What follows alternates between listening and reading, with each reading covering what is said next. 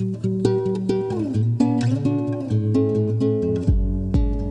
as une pudeur là-dessus, tu as aussi un aspect, je viens d'y repenser, un aspect, je sais pas si toi tu l'as entendu plusieurs fois, mais moi ça m'est arrivé plein de fois d'entendre. Ouais. Des gens qui ont, je sais pas, même du collège jusqu'à trentaine et plus, où quand tu sais quelqu'un va sortir, enfin il y a un couple qui se met à sortir ensemble, tu leur demandes, et les gens de leur demandent en mode est-ce que c'était pour de vrai ou c'est pour de faux, tu vois. Donc, est-ce que c'est du sérieux ou pas du sérieux? C'est très enfantin comme approche, tu sais. De pour de vrai, ça veut dire quoi? C'est que l'objectif unique d'une relation avec quelqu'un, c'est de se marier en fait. C'est ça que ça veut dire, c'est pour de vrai.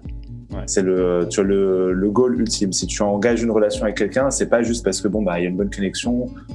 Tu penses pas forcément que la monogamie ou le mariage soit la solution ultime. Il y a pas cette conversation. Je veux dire, c'est acté. Tu grandis dans une société où c'est acté, où c'est un accomplissement en fait de se marier.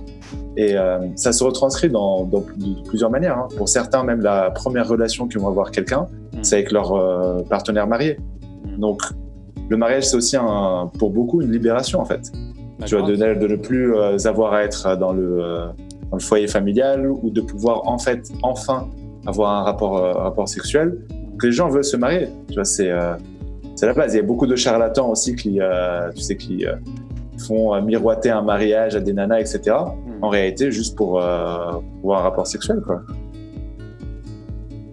Il y a toujours avec le spectre, il y a le mariage derrière, tu vois. Tu n'en parles pas, mais tu sais qu'il est toujours là. Ouais. Surtout quand tu habites au Maroc. Tu vois, quand tu habites au Maroc, tu n'as pas l'occasion de... Il n'y a pas de concubinage, il y a très très peu, ça reste anecdotique. Donc, la next step, toujours les relations, c'est le mariage. Ne serait-ce que pour avoir un peu d'intimité, pour dire on va enfin vivre une relation entre guillemets normale, tu vois.